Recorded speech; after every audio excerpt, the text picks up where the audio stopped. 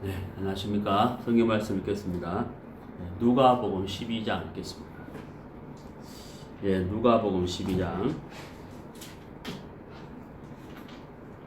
누가복음 12장 35절부터 40절까지 읽겠습니다. 35절. 허리에 띠를 띠고 등불을 켜고 서 있으라. 너희는 마치 그 주인이 혼인집에서 돌아와 문을 두드리면 곧 열어주려고 기다리는 사람과 같이 되라. 주인이 와서 깨어있는 것을 보면 그 종들은 복이 있으리로다.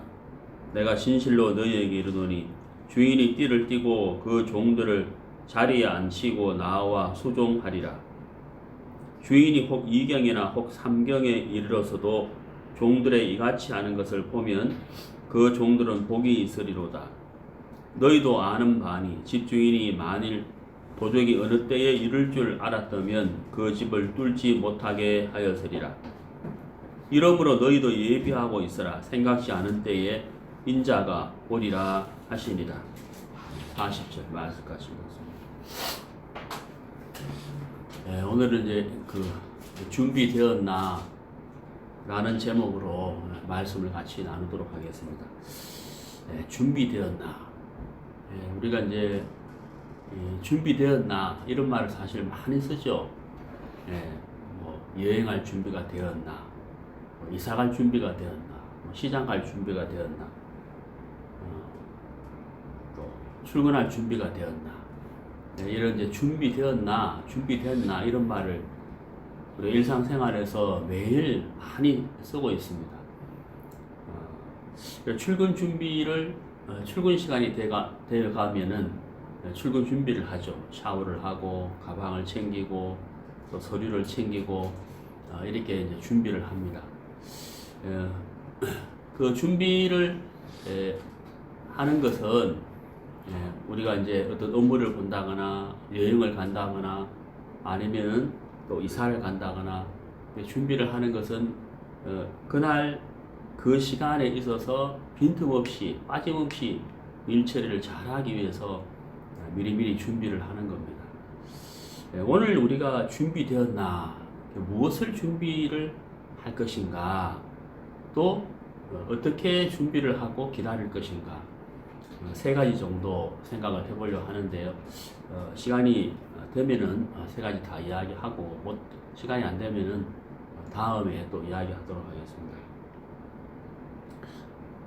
오늘 이제 제가 이 준비되었나, 첫 번째 이제 생각해 볼 것은 준비되었나인데, 무엇을, 누구를, 어떻게 준비를 할 것인가 하는 것인데요. 오늘 우리가 이제 생각해 볼 부분은 예수님을 맞을 준비가 되어 있느냐 하는 부분입니다. 예수님은 2000년 전에 십자가에 못 박혀 돌아가셨고, 그리고 사흘 뒤에 부활하셔서 약 40일 동안 함께 계시다가 이 땅에 계시다가 부활 승천하셨죠.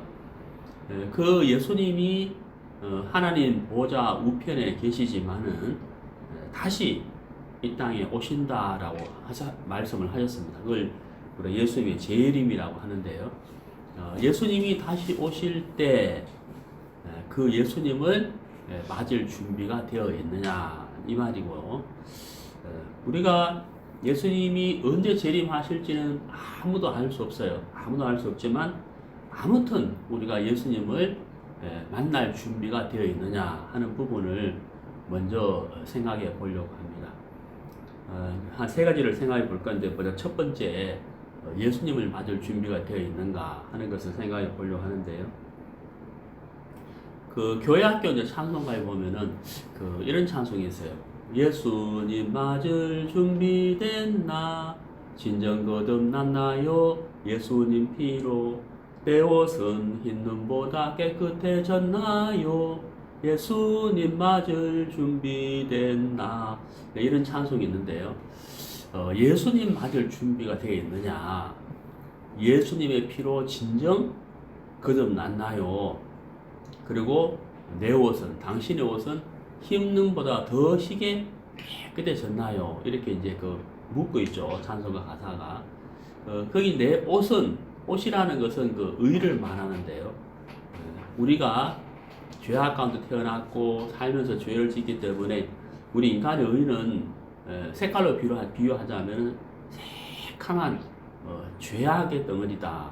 죄의 옷을 입고 있다는 거죠. 그래서 우리의 옷이 흰 눈보다 더 희게 씻어졌느냐 하는 말은 하나님의 의를 가진 자가 되었느냐, 하나님의 의를 입은 자가 되었느냐, 그런 뜻입니다. 사실 우리가 예수님 맞을 준비가 되었느냐 하는 이 질문은 정말 수십 번, 수백 번, 수천 번을 해도 정말 우리가 질문을 해야 하고 또 그 질문에 답을 할 수 있어야 되고요. 또 나는 정말 거듭났는지 이 부분에 대해서도 정말 우리가 생각해보고 확인해보고 또 생각해보고 확인해보고 정말 이거 몇 번이고 우리가 우리 자신을 돌아보고 내가 정말 거듭났는지 예수를 맞을 준비가 되어 있는지를 우리가 깊이 생각하고 준비하고 확증하는 것이 굉장히 중요하다고 저는 생각을 합니다. 왜냐하면 예수님을 우리가 맞이를 해야 되는데 또 예수님이 언제 오실지는 모르지만 오실 텐데 우리가 예수님을 이렇게 만나는 그날에 예수님이 우리에게 하시는 말씀이 나는 너를 도무지 알지 못한다 이렇게 말씀을 하신다면은 정말 그것보다도 불행한 것이 없죠. 만약에 우리가 그날에 그 예수님으로부터 그 말씀을 듣게 된다면 결코 돌이킬 수 없는 절대로 돌이킬 수 없는 절대로 돌이킬 수 없는 그 자리에서 그 말씀을 듣게 된다면 영원한 불못에 떨어지게 되고 그리고 그 영원한 불못에 들어가면 다시는 나올 수가 없어요. 나올 수 없는 지옥이고 또 돌이킬 수 없는 지옥이란 말이에요. 그러니까 우리가 예수님 앞에 섰을 때 예수님을 만났을 때 나는 너를 도무지 알지 못한다 라는 그 음성을 듣게 된다면 그 인생보다도 불행한 인생은 없는 거예요. 그래서 정말 내가 이 예수님을 맞을 준비가 되어 있는지 안 되어 있는지 이거 정말 너무 중요한 것이고요. 그리고 그것이 되어 있다면 그 다음은 어떻게 해야 되냐. 그 이제 제가 오늘 세 가지 말씀드린다고 그랬잖아요. 두 번째, 세 번째 말씀을 드리려고 합니다. 오늘 읽은 본문의 내용을 잠깐 생각을 해보면은 그 2000년 전에 그 유대인들의 이제 결혼 풍습은요, 결혼식을 밤에 했어요. 밤에 했거든요. 그러면 이제 그 결혼식에 참석하는 그 주인이 결혼식에 이제 갔다가 이제 돌아올 때 밤이 이제 우리 시간으로 말하면 밤 11시가 될지 새벽 2시가 될지 새벽 4시가 될지 아무도 모르는 거예요. 여기 보면 이제 그 2경과 3경이 나오죠. 38절에 보면은 2경과 3경이 나오는데 유대인들은 밤을 그 1경, 2경, 3경으로 이렇게 나눠 놨어요. 세 파트로 나눠 놨거든요. 그러니까 이제 그 세 파트로 이렇게 3등분 해놨다는 거죠. 그러니까 이제 시작 시점이 몇인지는 제가 알 수 없어요. 저는 모르는데 아마도 이제 2경이나 3경이라면 새벽 시간일 거라고 제가 추측이 됩니다. 그러면 이제 주인이 이제 집을 나갔다가 돌아오는데 결혼식에 갔다가 오는데 결혼식은 유대인은 밤에 시작하잖아요. 그러면 결혼식 끝나고 뭐 피로연하고 뭐 인사하고 이렇게 했을 때 뭐 새벽 1시든 새벽 2시든 새벽 3시든 그때쯤 이제 주인이 돌아온단 말이에요. 그러면 이제 하인은 종은 주인을 기다리는데 저도 이제 그 군생활 할 때 이제 불침번을 써봤거든요. 내후반에서 불침번을 써보는데 참 가장 어려운 시간이 언제냐면 새벽 2시, 3시 요때예요. 그때 막 깊이 잠들었는데 불침번 쓸 때 됐다고 이제 교달 사람이 날 깨우면은 너무 막 싫거든요. 그러니까 이제 이 2경이나 3경쯤 됐다면은 이제 새벽 2시나 3시나 4시나 요럴 때인데 요때 되면 이제 이 종이 얼마나 잠이 막 쏟아지겠어요. 그렇잖아요. 근데 이제 주인이 예를 들어 새벽 2시 반에 딱 집에 왔는데 문이 잠겨 있고 또 문을 열어야 되는데 종이 문도 안 열어준다. 왜? 너무 깊이 잠들어 있다. 이렇게 되면 이제 그 종이 주인에게 책망을 들을 수가 있죠. 그런데 여기 이제 말씀을 읽어보면요, 복이 있다는 말씀이 두 번 나와요. 복이 있다.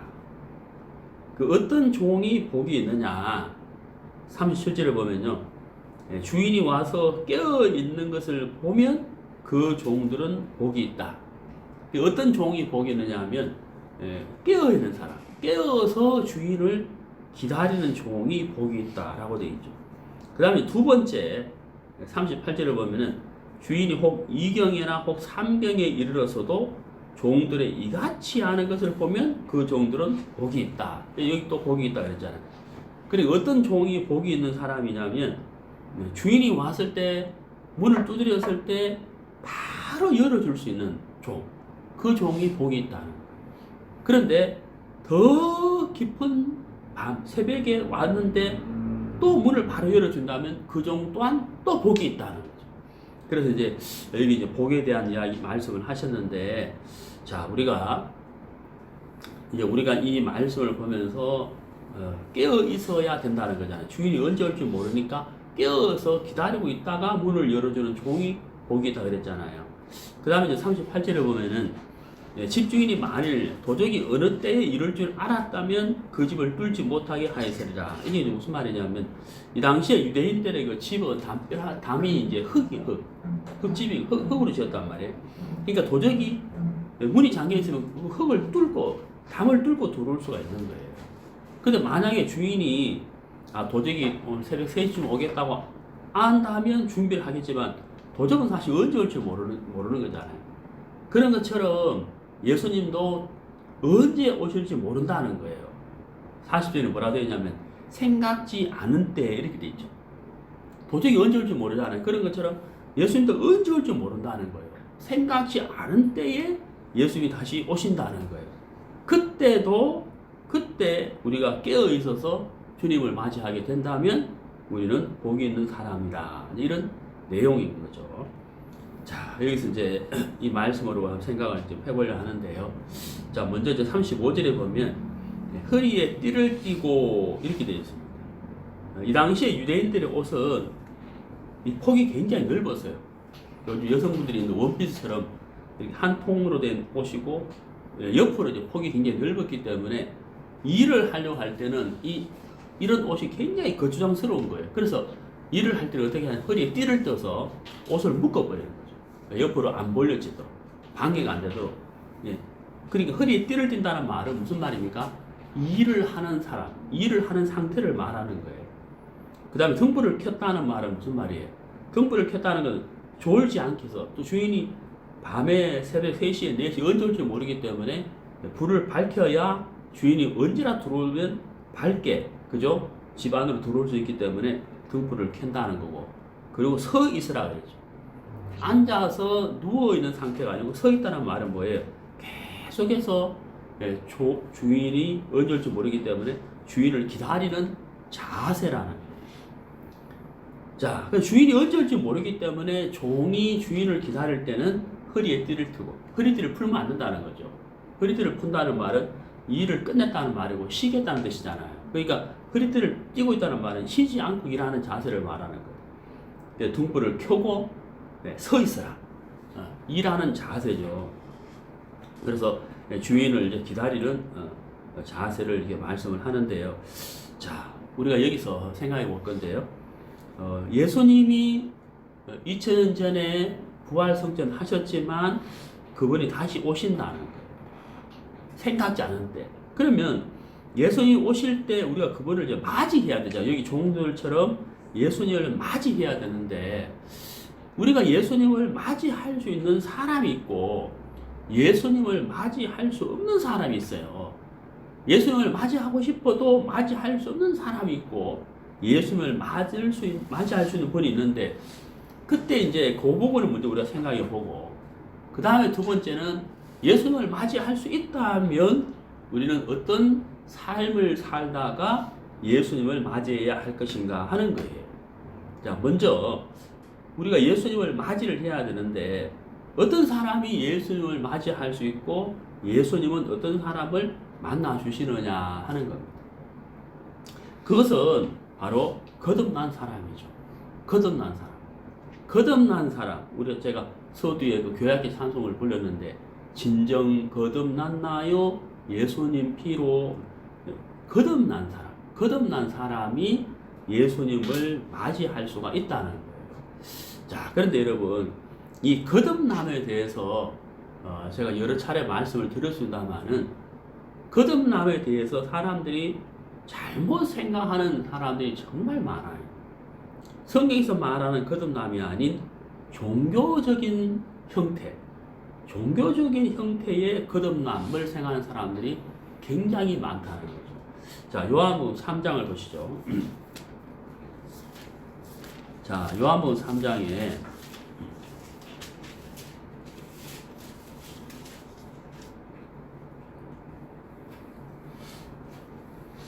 3장 6절에 육으로 난 것은 육이요 성령으로 난 것은 영이니 내가 내게 거듭나야 하겠다는 말을 기이 여기지 말라. 자, 여기 거듭나야 된다는 말씀을 예수님이 니고데모에게 이렇게 말씀하십니다. 교제를 하시는데 그 중에서 이 6절에서요. 육으로 난 것은 육이요 성령으로 난 것은 영이니라는 말씀을 하셨어요. 거듭나야 된다는 말씀을 하시면서 이 6절의 말씀, 육으로 난 것은 육이요 성령으로 난 것은 영이니, 이 말씀을 왜 하셨을까 하는 겁니다.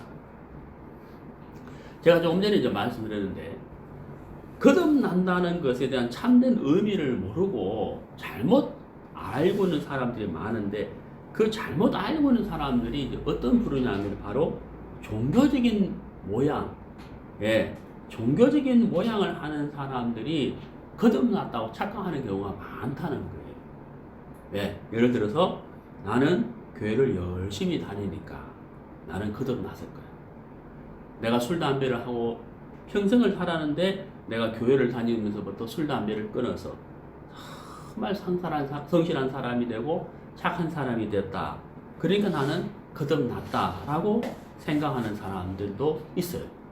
그러니까 사람의 어떤 변화를 보고서 저 사람 거듭났다, 내가 거듭났구나라고 잘못 생각하는 경우가 많다는 거죠.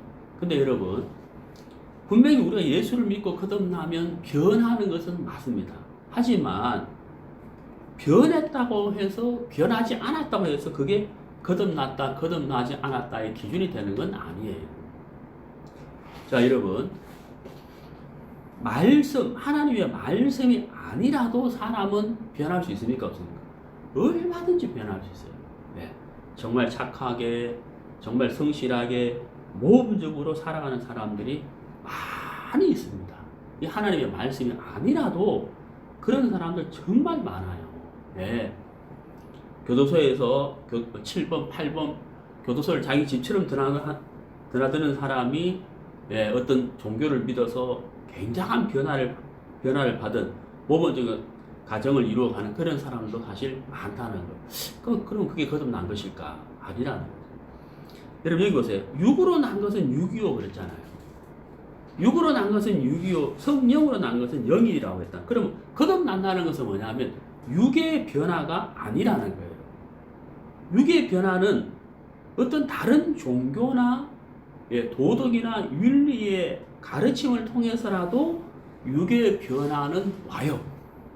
그게 거듭나는 게 아니라, 거듭난다는 것은 여기 6절에 뭐라 되어 있습니까? 성령으로 난 것은 영인이라고 되어 있잖아요.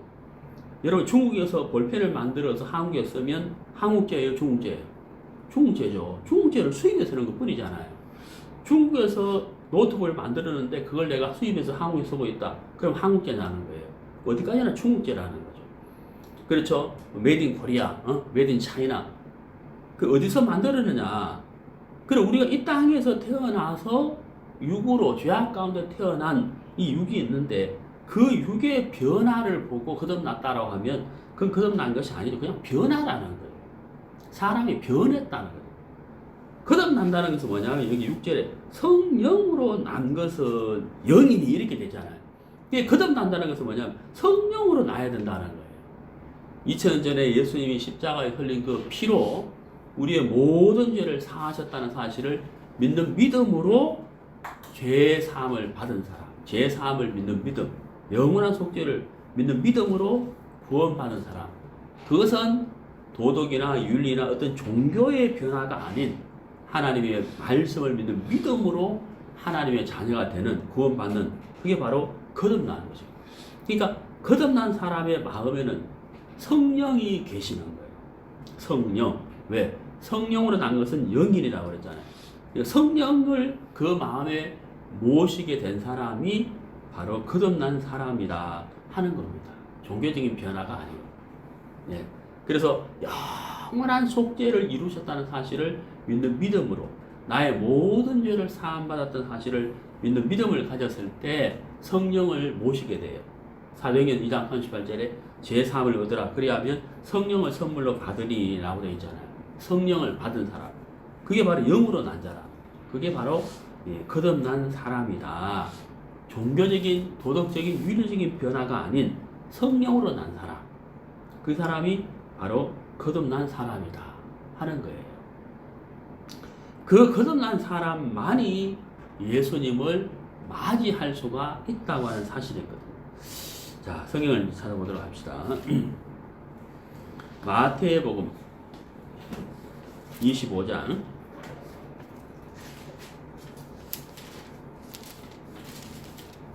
마태복음 25장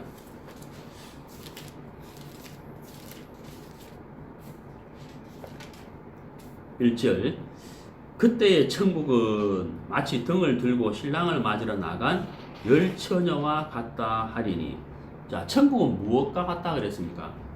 신랑을 맞으러 나간 열 처녀와 같다라고 되어 있죠. 여기 이제 신랑을 맞이하러 갔다라고 되어 있어요. 누가요? 열 처녀가. 자, 이 열 처녀가 이제 신랑을 이제 맞이하러 갔는데 이때도 시간이 밤이었어요. 밤이었는데 5절에 보세요. 신랑이 드디어 오므로 이렇게 했죠. 드디어 오므로 다 졸며 잤어요. 다 졸았어요. 예. 슬기로운 처녀도 졸고 미련한 처녀도 졸았다. 다 졸고 있는데 신랑이 온 거죠. 신랑이로다 하고 이제 소리가 나니까 처녀들이 번뜩 잠이 깨가지고 신랑을 맞으러 갔다는 거예요. 맞으러 갔는데 이제 여기서 이제 문제가 생기는 거죠. 무슨 문제가 생기느냐면 미련한 자들이 미련한 처녀 5이 가지고 있는 등불이 점점 꺼져가는 거예요. 그 등불이 꺼져가면 뭐만 있으면 돼요? 기름만 있으면 되는 거잖아요. 근데 미련한 처녀 5이 등불이 꺼져가는데 기름이 없단 말이에요. 기름. 근데 슬기로운 처녀들은 기름이 있었기 때문에 등불이 꺼지지 않죠. 근데 미련한 처녀들이 우리가 기름이 없는데 기름을 좀 나누어 달라 라고 이제 부탁을 하는 거죠. 그러면 기름을 파는 자들에 가서 기름을 사와라 이렇게 이제 말을 하고 슬기로운 처녀 5이 신랑을 이제 맞이하게 되는 겁니다. 자, 이게 이제 무슨 얘기일까요? 예수님 직접 하신 말씀이죠. 자, 슬기로운 처녀 5과 미련한 처녀 5이 다 졸며 잤는데 신랑이로다 하는 소리를 듣고 깨가지고 신랑을 맞이할 때 5 처녀는 신랑을 맞이할 수 있었지만 미련한 처녀 5 신랑을 준비할 수 없었는데 그건 뭐냐면 등불이 꺼져갔다는 거예요. 기름이 없었기 때문에. 자, 우리가 이제 예수님이 언제 오실지는 모르지만 예수님이 분명히 다시 오실 것은 분명한 사실이거든요. 그 예수님을 우리가 다시 맞이해야 되는데 이 미련한 처녀 5이 신랑을 맞이하지 못했던 이유가 등은 있었지만 등불이 꺼져갔다는 거. 왜? 기름이 없었기 때문에. 뭘 이야기하는 걸까요? 예, 바로 성령을 말한다는 성령. 사도행전 2장 38절에 제3을 얻으라 그리하면 성령을 선물로 받으리니.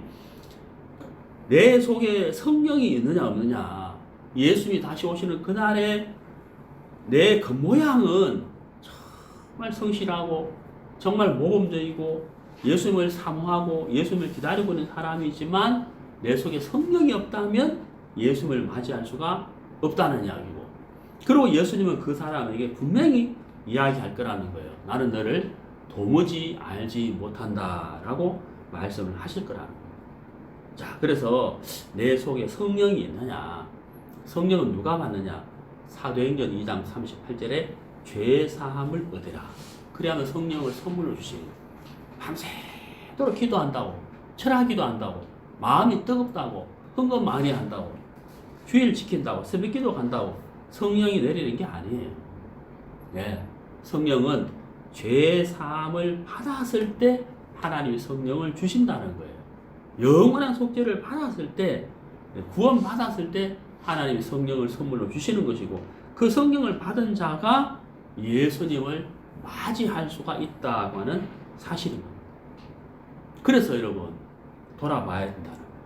나는 나의 모든 죄를 사함 받았느냐? 어떻게? 단번에. 이게 중요한 거예요. 단번에 나의 모든 죄를 사함을 받았느냐? 그런 경험이 있느냐? 그런 간증이 있느냐? 그런 날이 있느냐? 돌아봐야 된다. 그게 거듭난 사람. 자, 신약성경 데살로니가 전서 4장.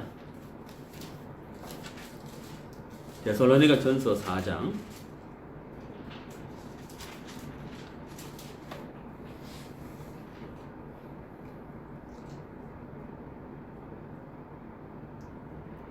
13절.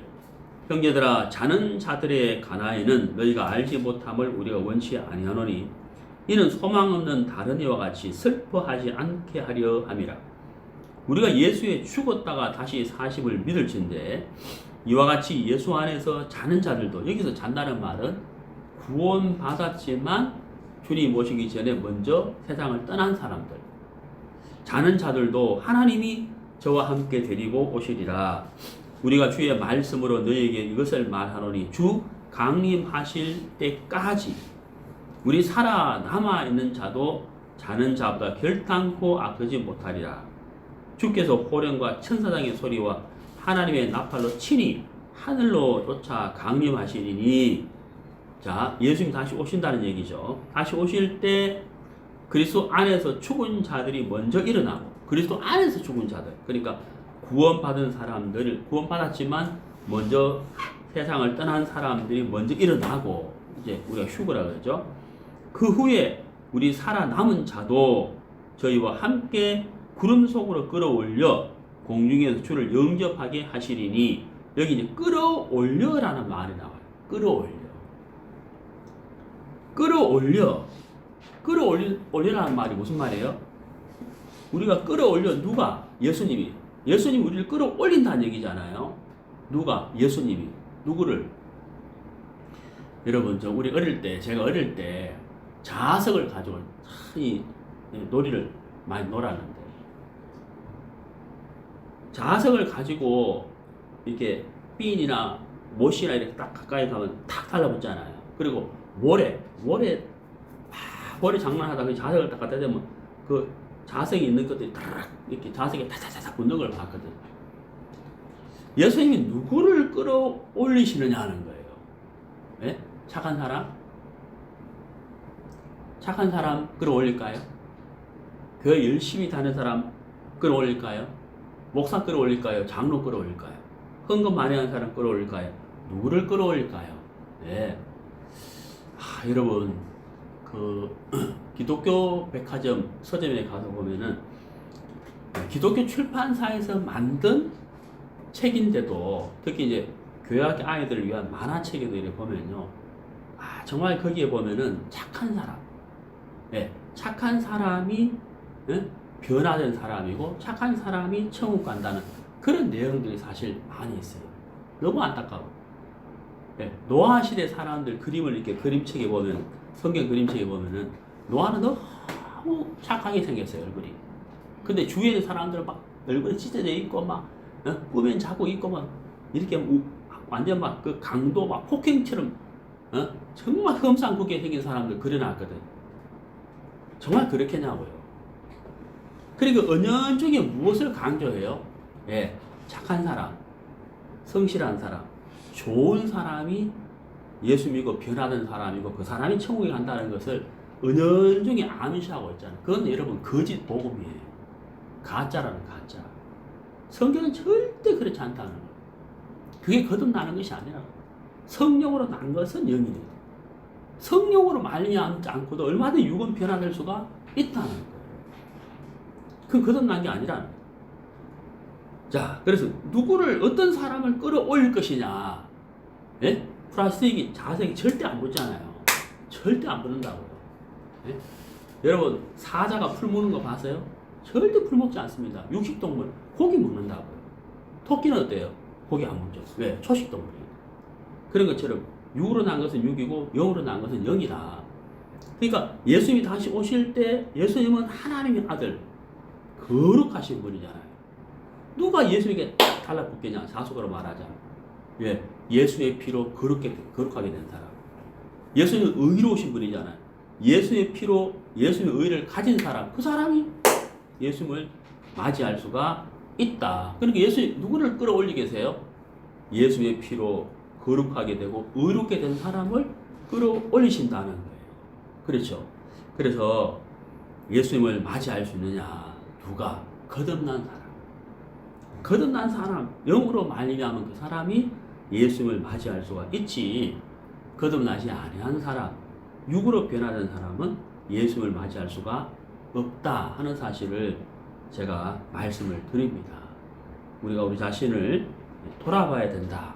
내가 정말 거듭난 사람인지를 돌아보고 내가 믿음 안에 있는지를 확증해야 된다. 정말 이거는 수천 번 말씀드려도 정말 이 강조해도 지나치지 않는다는 것을 여러분 제가 말씀을 드립니다.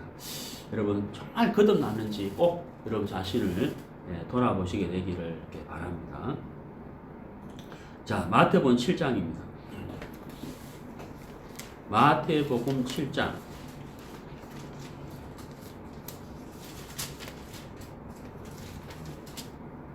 23절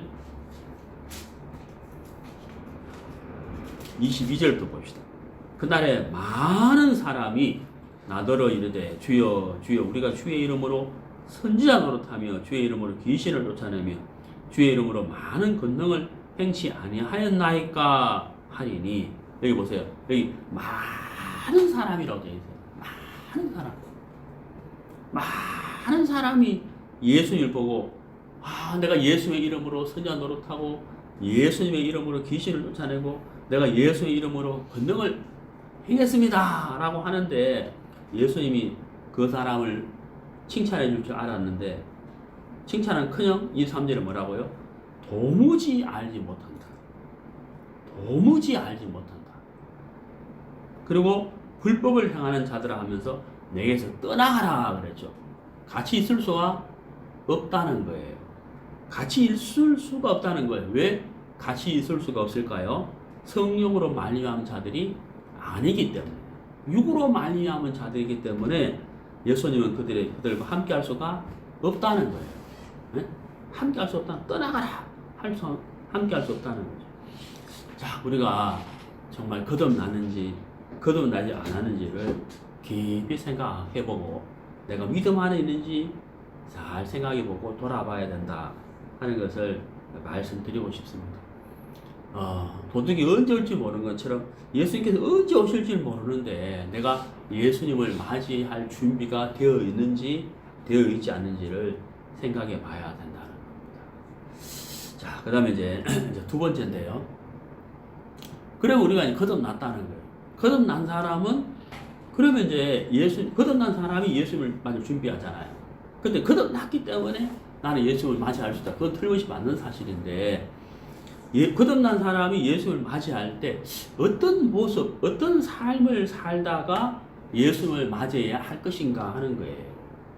그것도 정말 중요한 것이거든요. 우리가 하나님의 심판대가 있는데 거듭났느냐 거듭나지 않았느냐 죄에 대한 심판대가 분명히 있는 건 분명한 사실이거든요. 거듭났느냐 거듭나지 않았느냐 거듭나지 않았다면 그 하나님의 심판대에 서서 그 사람은 영원한 불못으로 떨어지는 것이 틀림없는 사실입니다. 그런데 구원을 받은 사람도 하나님의 심판대 앞에 서는데 그걸 보고 그리스도인의 심판대라고 이야기를 해요. 그리스도인은 죄에 대한 심판은 분명히 없습니다. 분명히 없어요. 거듭났기 때문에 영원한 속죄를 받았기 때문이죠. 하지만 구원받은 그리스도인은 하나님의 심판대 앞에 서긴 서는데 그것은 죄에 대한 심판이 아니고 삶에 대한 심판이라. 그리스도인의 은혜로서의 삶을 어떤 삶을 살았는지에 대한 삶에 대한 심판이고 그 심판은 무엇과 연결되느냐면은 상급과 연결되는 거죠. 지옥이냐 천국이냐가 아니라 상급을 받기 위한 심판대다 하는 것을 말씀을 드립니다. 자, 그러면 이제 거듭난 사람은 어떤 삶을 살다가 예수님을 맞이를 해야 될 것인가 하는 겁니다. 제가 이제 두 번째 이제 말씀을 드리고 싶은데요. 두 번째가 바로 뭐냐면 바로 교제 안에 있어야 된다. 교제 안에 있다가 예수님을 맞이해야 된다 하는 거예요. 자, 오늘 읽은 본문에 보면은 주인이 언제 올지 모르잖아요. 근데 두 가지 말씀하셨죠. 어떤 사람이 복이 있다고 했습니까? 첫 번째가 뭐예요? 주인이 문을 두드렸을 때 곧 열어줄 수 있는 사람, 열어줄 수 있는 종이 복이 있다고 했습니다. 그다음 두 번째는 어떤 사람이 복이 있다고 했느냐면 2경이나 3경에, 그리고 무슨 말이에요? 밤이 깊었는데도 깊은 밤에 왔는데도 문을 두드려서 종이 얼른 문을 열어줬다는 거예요. 그 사람이 복이 있다는 거죠. 야, 근데 예수님께서 이 말씀을 하시면서 굉장히 영광스러운 표현을 하셨는데, 주인이 딱 새벽 2경이나 3경에 왔는데 종이 기다리고 있다가 얼른 문을 열어줬다는 거예요. 그 주인이 그 종을 앉혀놓고 발을 씻어준다는 거예요. 이게 굉장히 놀라운 거잖아요.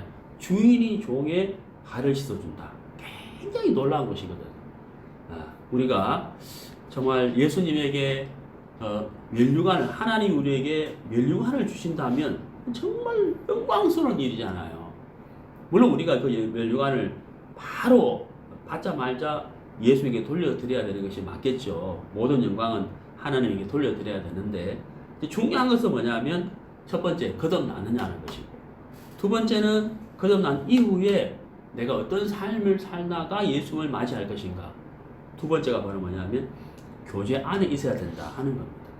교제 안에 있어야만 주인이 돌아왔을 때 곧 문을 열어주려고 기다리는 종처럼 깨어있는 신앙을 할 수가 있는 거예요. 교제 안에 있어야만. 성경을 찾아보도록 하겠습니다. 데살로니가 전서 5장. 데살로니가 전서 5장 1절부터 11절까지 다 읽으면 좋습니다만은 시간 관계상 생략하고요. 여러분 집에서 한번 읽어보시고, 여기 6절을 보시면요. 그러므로 우리는 다른 이들과 같이 자지 말고 오직 깨어 근신할지라. 여기 이제 깨어란 말이죠. 자지 말고 깨어 근신할지라 라고 여기 깨어란 말이 있어요. 밤에도 잠을 자지 마라 이런 뜻이 아니고요. 신앙에 깨어있는 사람을 말하는데, 자, 우리가 이제 신앙에 깨어있는 신앙을 하려면 우리가 어떻게 해야 되느냐 하는 거예요. 여러분, 신앙은 절대 혼자 하는 것이 아니에요. 절대 혼자 하는 것이 아니에요. 돌을 닦는다. 네, 말씀에는 그런 말이 없잖아요. 혼자서 깊은 산속에 들어가서 모든 것을 절제하고 돌을 닦는다. 성경에 그런 말이 없거든. 그거는 종교적인 행위를 말하거든. 구원받은 그리스도인의 신앙의 삶은 무엇이냐? 어떻게 하는 것이냐? 예, 구원받은 그리스도인들끼리 함께 하는 것이고, 함께 교제를 나누는 거예요. 이게 굉장히 중요한 거예요. 내가 깨어 있으려면 반드시 구원받은 그리스도인들과 함께 해야 돼요. 함께 있어야, 함께 교제 안에 있어야 내 신앙이 깨어지는 거죠. 어떤 자매의 간증을 듣고, 어떤 형제의 간증을 듣고, 그러면서 어때요? 간증을 듣고, 또 간증을 들으면서 어때요? 내 자신을 돌아보고, 내 마음을 비춰볼 수가 있는 것이고, 내가 혼자 있으면 내가 신앙을 잘하는지 못하는지, 말씀에서 벗어나는지, 정로를 걸어가는지, 격길로 가는지 알 수가 없다는 거예요. 함께 교제 안에 있을 때 그게 가능한 거예요. 그러니까 교제 안에 있을 때 내 신앙이 깨어 있는 거예요. 교제에서 벗어나면 깨어 있을 수가 없다는 거예요. 나도 모르게 신앙의 잠을 자는 거예요. 자, 초대교회 행위자매는 어떻게 했는지 봅시다. 자, 사도행전 사도행전 2장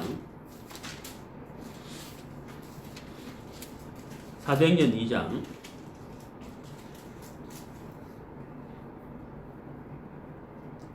41절 그 말을 받는 사람들은 세례를 받으며 이날에 제자의 수가 3천이나 더하더라. 저희가 사도의 가르침을 받아 서로 교제하며 떡을 떼며 기도하기를 전혀 힘쓰니라. 자, 복음을 들은 사람들이 42절에 무엇을 했다고 기록되어 있습니까? 사도의 가르침을 받아 이렇게 되어 있죠. 자, 구원받은 사람들이 무엇을 했습니까? 예, 사도의 가르침을 받았다라고 되어 있어요. 그 다음 뭐 했다고요? 서로 교제하며, 여기 서로라는 단어가 있잖아요. 서로. 네? 혼자서 신앙생활 하는 게 아니죠. 혼자서 돌을 닦는 게 아니에요. 가르침을 받아서 가르침을 받은 형제 자매님들이 뭐 했다고요? 서로 교제하며 이렇게 돼 있잖아요. 서로 간증하고 말씀 묵상한 걸 이야기하고 말씀 깨달은 걸 이야기하고 기도 부탁을 하고 전도할 사람을 같이 나누고 기도하고 같이 전도를 하고 서로 교제했다. 그 다음 뭐 했어요? 떡을 떼며 함께 식사하고. 그러니까 교제하고 떡을 떼고 기도하는 것 다 어떻게 했다고요? 혼자 한 것이 아니라는 거예요. 어떻게 해요? 함께 같이 했다는 거예요. 그게 뭐예요? 교회라는 거예요. 건물이 교회가 아니고 구원받은 그리스도인이 사도의 가르침을 받아서 서로 교제하고 떡을 떼고 기도하는 이게 바로 뭐예요? 교회의 모습이다. 신앙의 모습이다. 바로 이런 삶을 살 때 우리 신앙이 어떻게 돼요? 깨어있는 신앙이에요. 깨어있는 신앙이다. 그렇잖아요. 여기서 벗어나면 어떻게 될까요? 자기도 모르게 서서히 힘을 잃어간다는. 분명 구원받은 사람이지만 어때요? 서서히 힘을 잃어가고 자기도 모르게 신앙의 잠을 자게 된다고 하는 거예요. 우리가 이 가르침을 받는다고 하는 것이 학교에 가서 선생님한테 수업을 들으면 가르침을 받는 것도 있어요. 근데 신앙의 가르침을 받는다는 것은 사도의 가르침을 통해서 배우는 것도 있지만 형제 자매들과 서로 교제하면서 때요. 형제 자매의 간증을 통해서도 나에게 가르침을 받는 경우도 사실 굉장히 많다는 거예요. 그래서 이 서로 교제하는 것이 굉장히 중요하고 이럴 때 우리가 힘을 더 얻게 된다는 사실인 거거든요. 이것이 바로 깨어있는 신앙이다 하는 겁니다. 자, 그리고 요한복음 13장을 보시죠. 자, 요한복음 13장.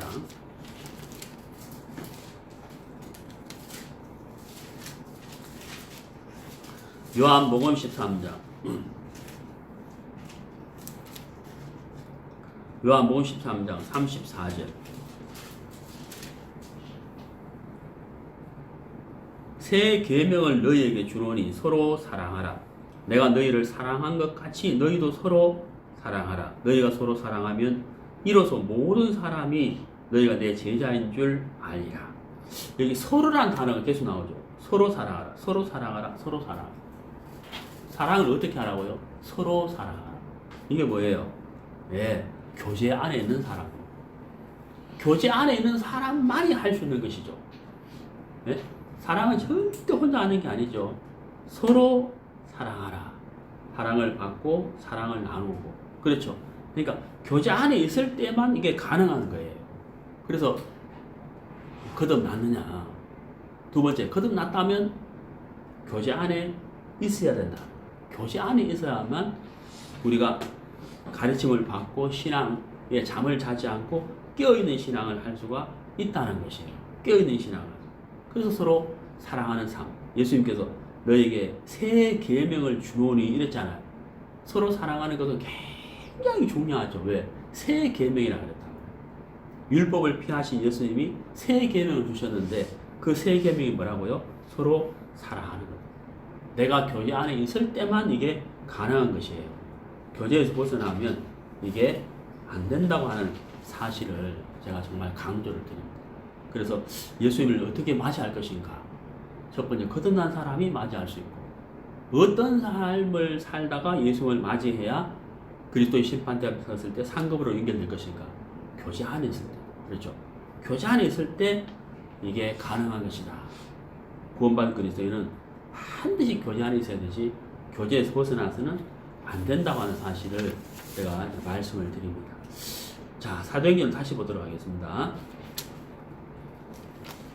사도행전 2장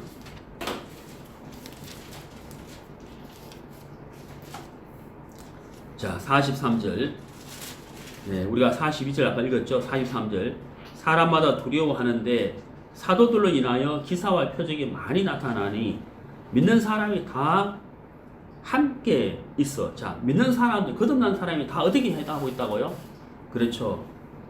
구원받은 사람이 있어야 할 곳이 있다는 거예요. 거듭난 사람이 있어야 할 곳이 있다는 거죠. 여기 보세요. 44절에 믿는 사람이, 거듭난 사람이 다 어떻게 하고 있다고요? 함께 있다는 거예요. 함께. 교제 안에 있다. 이런 거예요. 교제 안에 있다는 거예요. 네. 그 D.L. 무디 형제님이 말씀을 전하고 복음을 전해서 많은 사람들이 구원을 받았어요. 근데 어떤 형제가 교제 안에 있지 않고 말씀 안에 있지 않고 모임에 나오지 않아요. 그 D.L. 무디 형제님이 찾아갔다는 거예요. 아, 형제님 왜 교제에서 이렇게 멀어지십니까? 말씀 앞에 나오지 않습니까? 왜 모임에 나오지 않습니까? 내가 이제 구원 받았는데, 내가 구원 받았잖아요. 내가 구원 받았으니 됐죠. 내 속에 성령이 계시는데, 내가 말씀 읽고 기도하고, 내가 혼자 신앙생활 하면 되지요. 그런데 이제 그게 맞는 말 같지만, 사실 틀린 말이에요. 거듭난 사람은, 제가 두 번째 어디 안에 있어야 된다고요? 교제 안에 있어야 된다. 교제 안에 있어야 사랑을 할 수 있는 거고, 그죠? 그리고 사도행전에도 초대교회 형제자매들이 다 어떻게 하고 있다고요? 함께 하고 있다. 그래, D.L. 무디 형제님이 그때 이제 마치 벽난로에 이제 그 장작불이 막 타고 있었거든요. D.L. 무디 형제님이 그 장작불 타는 그 나무가지 하나를 딱 들어서 옆으로 옮겨놨다. 그 가지가 시간이 지나니까 어때요? 서서히 불이 꺼져가죠. 같이 타고 있는 거하고 따로 빼놓으면 다르잖아요.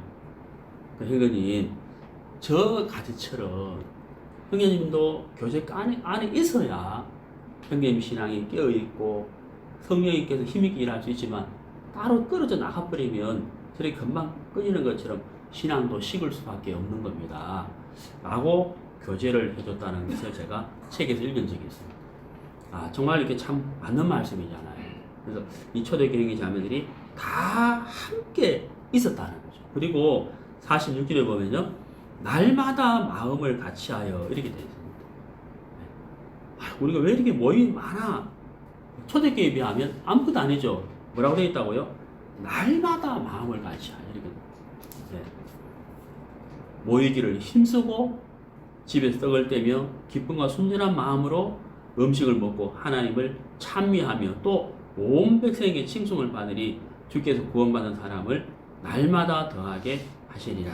자, 이 초대교회 자매들이 이런 신앙을 했다는 거예요. 날마다 마음을 같이하여 함께 있었다. 함께 교제했다. 떡을 떼며 교제했다. 하나님을 찬미했다고 하는 사실인 겁니다. 자, 그래서 하나님을 맞을 예수님을 맞을 준비했느냐? 준비가 되어 있느냐? 첫 번째 거듭났느냐? 두 번째 뭐라고요? 교제 안에 있느냐? 네, 마지막으로 이제 세 번째인데요. 세 번째는 뭐냐면 믿음의 삶을 살고 있느냐 하는 것을 제가 말씀드리고 싶습니다. 네, 세 번째, 믿음의 삶을 살고 있느냐. 자, 히브리서 보시죠. 히브리서 11장. 히브리서 11장입니다. 히브리서 11장 6절. 믿음이 없이는 기쁘시게 못하나니 하나님께 나아가는 자는 반드시 그가 계신 것과 또한 그가 자기를 찾는 자들에게 상 주시는 이심을 믿어야 할지니라. 자, 예수님을 맞을 준비가 되어 있느냐. 세 번째, 믿음의 삶을 살고 있느냐 하는 것을 말씀드리고 싶습니다. 믿음의 삶. 첫 번째, 거듭났느냐? 두 번째, 교제 안에 있느냐? 세 번째, 믿음의 삶을 살고 있느냐? 이걸 제가 말씀드리고 싶습니다. 자, 여러분. 방금 우리가 여기 읽은 말씀에서 자세히 보시면 믿음이 없이는 기쁘시게 못하나니 이렇게 되잖아요. 그러니까 하나님을 기쁘시게 하는 삶은 어떤 삶이에요? 믿음의 삶을 사는 거죠. 자, 그러면 여기 구체적으로 하나님께 나아가는 자는 두 가지를 믿어야 된다 그랬어요. 두 가지. 그러니까 하나님을 기쁘시게 하는 사람은 어떤 사람이다? 믿음을 가진 사람인데 구체적으로 두 가지를 믿어야 된다는 거죠. 첫 번째가 뭐예요? 하나님이 살아 계신 것. 하나님이 살아 계시다. 단순하게 이것은 살아 계시다는 것이 아니죠. 살아 계시다는 것은 뭐예요? 내 삶에 대하여 하나님은 반응을 하고 계시다 하는 거예요. 반응을 하고 계시다. 하나님 나를 살피고 계시고 내가 하는 것에 대하여 하나님이 반응을 하신다는 거예요. 이게 살아 계시다. 두 번째가 뭐예요? 하나님을 찾는 자들에게 뭘 준다고요? 상 주시는 이심을 믿어야 된다. 이게 두 번째거든요. 여기서 상을 주신다는 것은요, 우리가 그 나라에 갔을 때 주시는 상급도 맞지만은 지금 이 땅의 삶을 사는 동안에 내가 하나님을 찾았을 때 하나님이 내게 응답하시고 보상해 주시는 것을 말하기도 하는 겁니다. 네, 그게 이제 두 번째.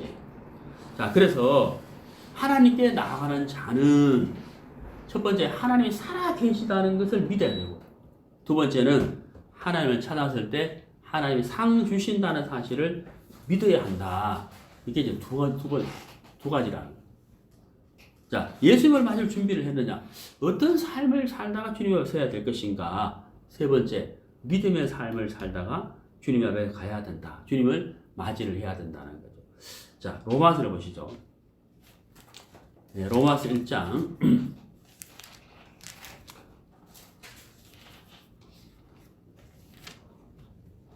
로마서 1장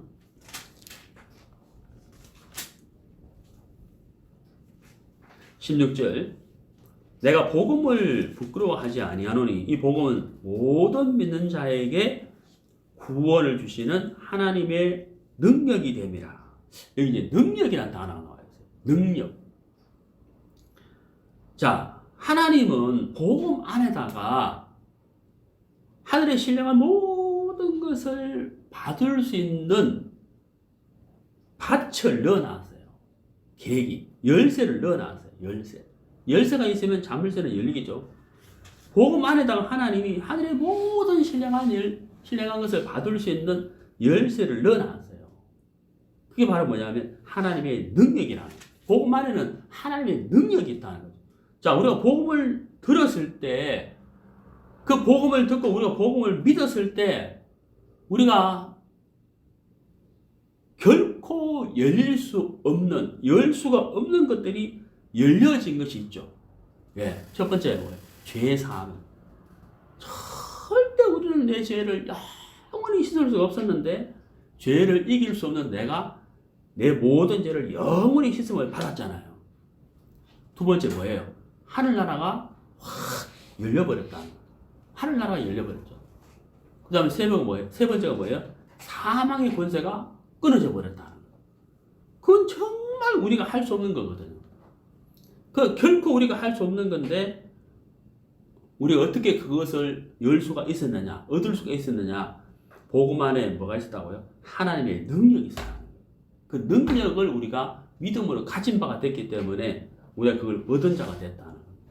자, 그래서 17절에 복음에는 하나님의 의가 나타나서 믿음으로 믿음에 이르게 하나니 기록된 바 오직 의인은 믿음으로 말미암아 살리라 함과 같으니라. 자, 오직 의인은 믿음으로 말미암아 살리라 함과 같으니라. 구원받은 그리스도인 의인은 어떻게 살아야 된다고요? 믿음으로 살아야 된다라고 말씀하고 있습니다. 우리가 예수님 오시는 그날에 예수님을 우리가 맞이를 해야 돼요. 예수님 다시 오시기 전에 우리가 이 땅을 떠난다 해도 우리가 예수님을 맞이를 해야 되겠죠. 자, 정말 거듭났느냐? 예? 거듭났느냐? 거듭나지 않았다면 맞이할 수가 없겠지만 거듭난 사람은 예수님을 맞이할 수 있는 자격이 있는 거예요. 두 번째, 교제 안에 있다가 맞이해야 된다. 세 번째 뭐라고요? 믿음의 삶을 살다가 예수님을 맞이해야 된다. 믿음이 없이는 하나님을 기쁘시게 할 수가 없다라고 했습니다. 믿음의 삶, 내가 말씀을 듣고 내가 말씀을 의지하고 내 삶 속에서 정말 부담스럽고 할 수 없는 일들이 참 많이 있을 때, 그럴 때마다 내가 무릎을 꿇고 주님을 의지하고 하나님의 말씀을 의지하고 하나님이 도와주시겠다는, 하나님이 하시겠다는 믿음의 삶을 살고 있느냐. 그 믿음의 삶을 살다가 주님 앞에 섰을 때 우리가 칭찬받고 상 받을 수가 있다고 하는 사실이거든요. 자, 오늘 이제 세 가지를 제가 이제 말씀을 드렸는데 준비되어 있느냐? 나는 어떤 삶을 살고 있느냐? 이 세 가지 더 말씀드릴 수 있습니다만 오늘 여기까지만 하고요. 이 세 가지를 우리가 생각해 보면서 여러분 이번 한 주간 동안 첫 번째, 두 번째, 세 번째 나는 어떤 삶을 살고 있는지를 돌아보고 하나님 앞에 자신을 돌아보고 은혜를 입는 시간들이 되었으면 좋겠습니다. 여기까지 하겠습니다.